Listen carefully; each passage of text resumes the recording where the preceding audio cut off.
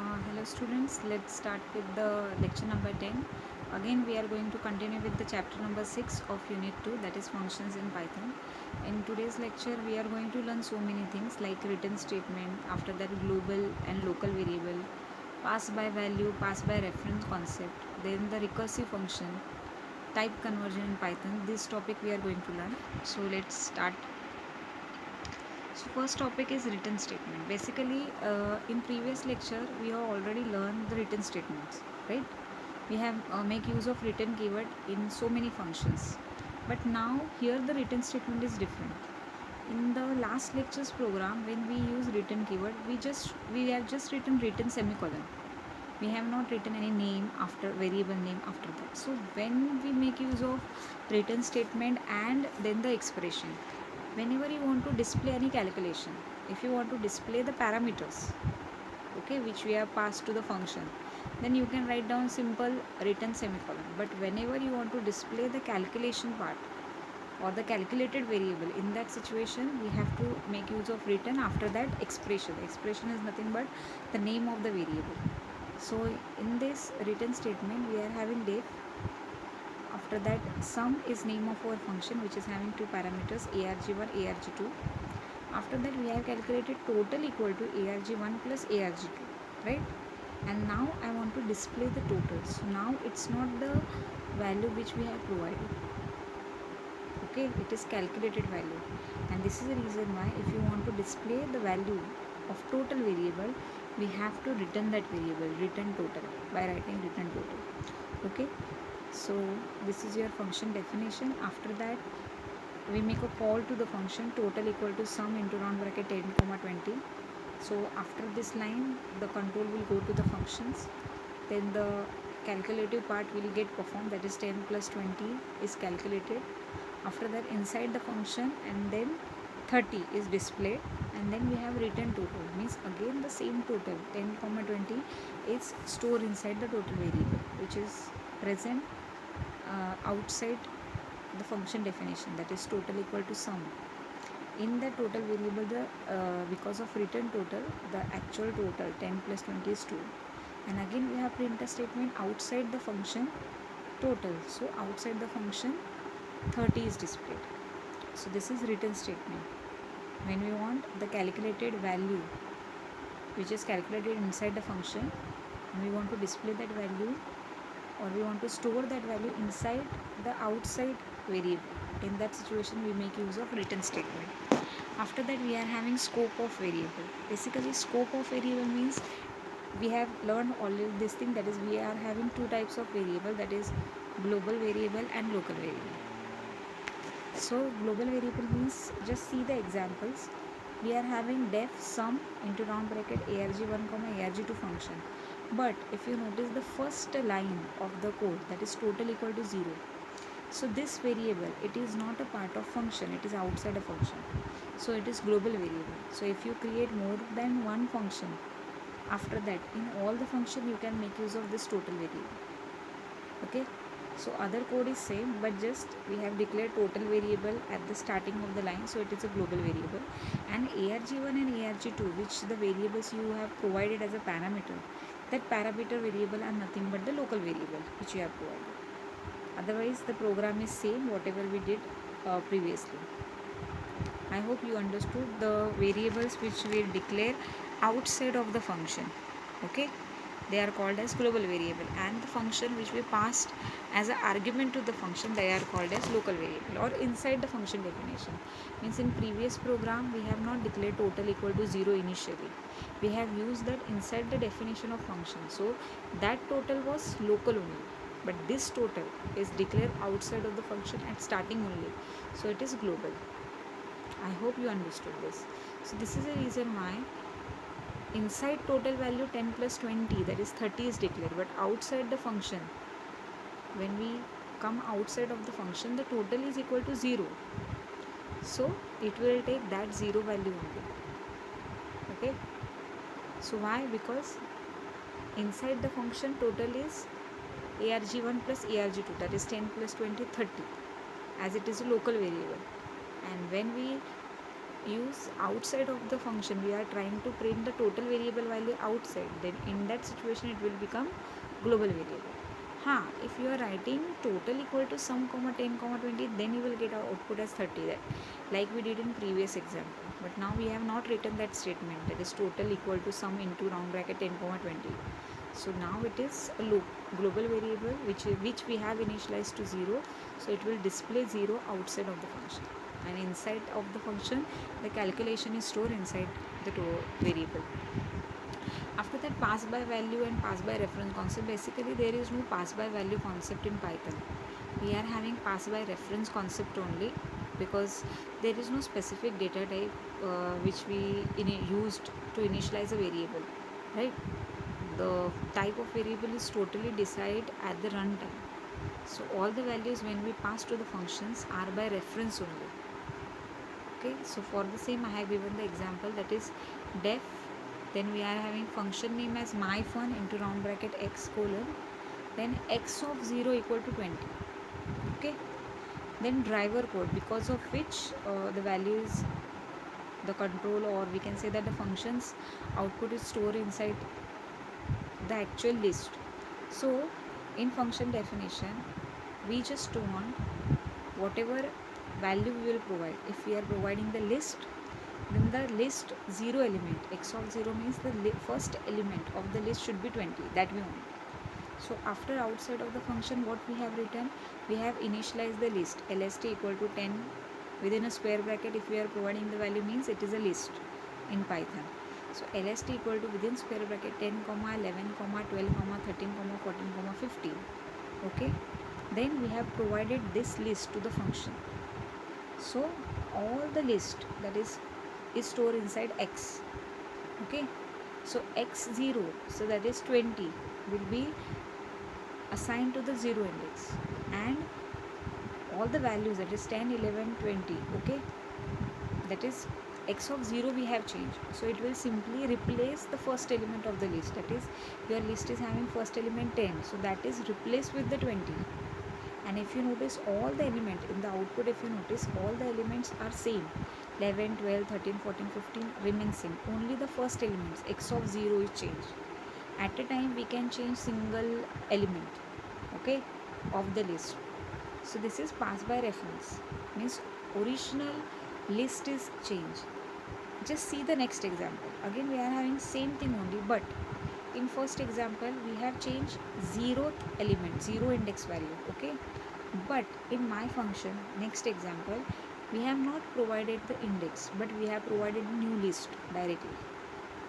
X equal to 20 comma 30 comma 40, this is our new list which we have given. Okay, so when now the program is same which we did previously, that is, after or outside the function definition, what we are having, lst equal to the list, then we have provided the list, and then we have printed the list. Okay, so now when we provided the list, that is lst, all the values, that is 10 12 11 12 13 14 15 will be copied to the x. Okay, they are not replaced, that is 20 is not replaced with 10, 30 is not replaced with 11, replacement will not be there, because we have not provided the index, we have provided just a list.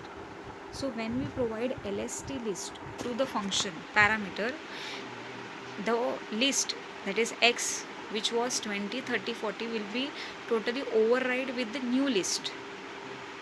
So now our x is having 10 11 12 13 14 15 as a value, and this is the reason why in print the same values are displayed, 10 11 12 13 14 15.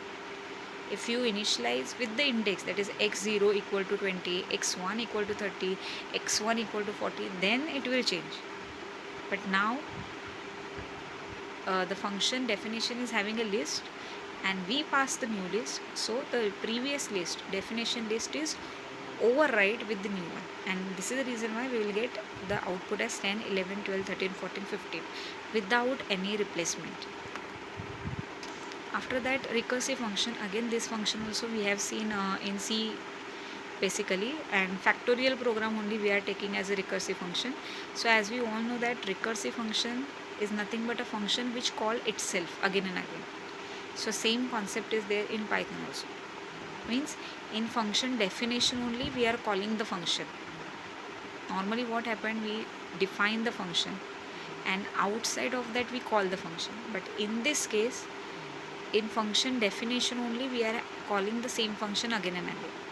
So for the same I have taken the factorial program, that is I have created one function def factorial into round bracket x. X is nothing but the number whose factorial we want to calculate. After that, if x equal to 1 colon written 1, means if you provide a 1 as a value, so definitely factorial of 1 is nothing but 1.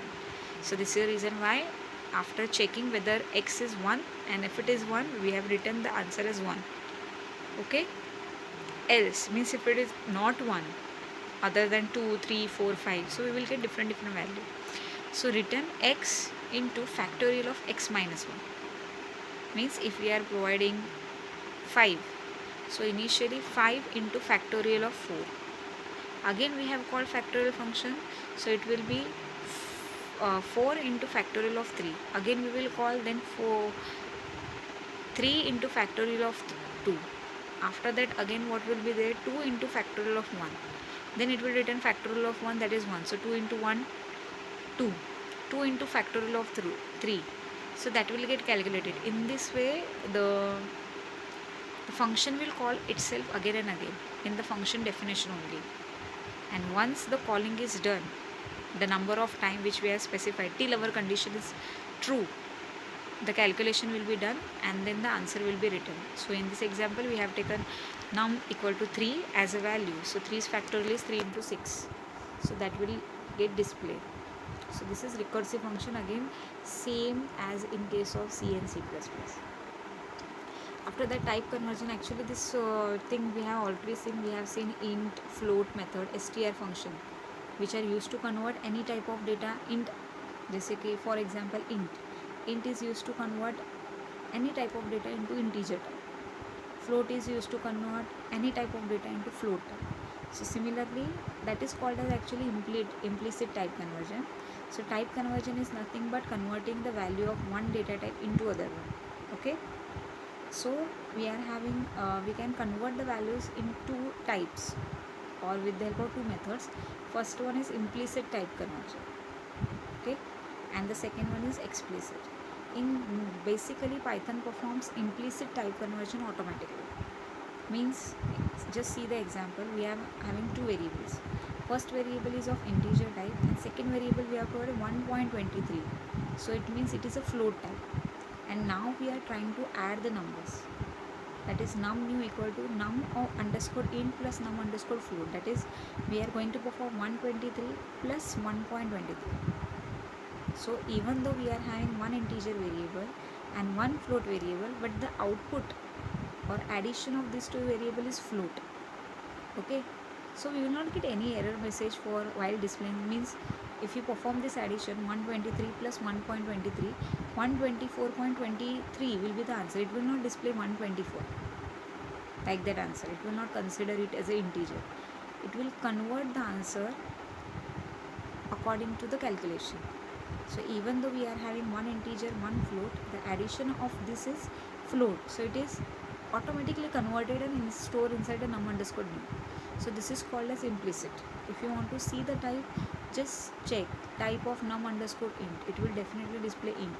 Type of num underscore float, it is float. And if you want to see num underscore new, that is the variable in which we have stored the calculation, if you see the type, its type, then it is automatically float. So this is called as implicit conversion, which is automatically performed by the Python interpreter. We don't need any extra efforts. So the program which we have seen, that is converting integer to float. After that we will see one more program.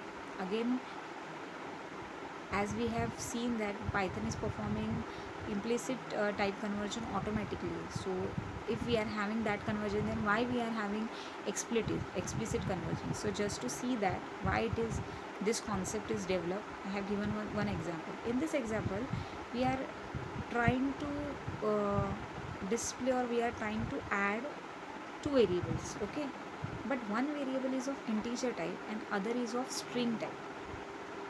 So if we are trying to perform that, it is first variable that is of int type 123 is a value, and second one is a string value that is 456.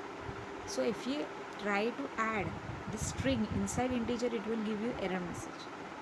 Okay, because it is not possible. One number is integer and other one is string. The addition is not possible. Okay, so to solve this problem, if we are doing this program with the help of implicit type conversion, definitely we are going to have error. So just to have solution to this problem means it is possible to add one integer and one float number, but with the help of explicit type conversion. So just see the program. So this is the solution. Again, we are going to start with the program, then we will see this description, that is num underscore int equal to 123, num underscore str equal to 456. So one is integer, one is string. Then we have displayed the type of num underscore string. Then we are performing type casting, that is type of num underscore str. So definitely num underscore int, the data type is integer. For num underscore str, the data type is str, if you see the output. After that, what we did in num underscore str equal to int num underscore str means we have converted the string, that is 456 is a string, into integer with the help of int. So now we make use of the methods which were type conversion method int float str to achieve our answer. So now we will keep 123 as it is. We will just convert the string value of num underscore str to the integer. So by writing num underscore str equal to int of num underscore str, now the string 456 is converted to integer 456. And now if you are going to perform num underscore sum equal to num int plus num str.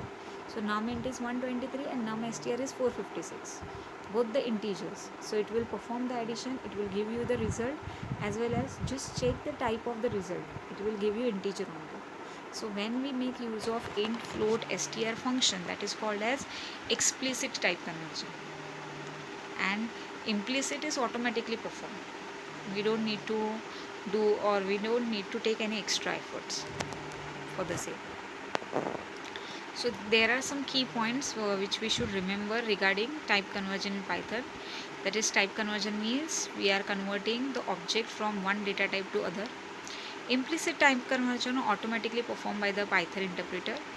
Python avoid the loss of data in implicit type conversion, means instead of converting then storing into other variable, then use that particular variable in addition, it will take so many variables. So for each and every variable we will require some space, so that will be saved because of implicit type conversion.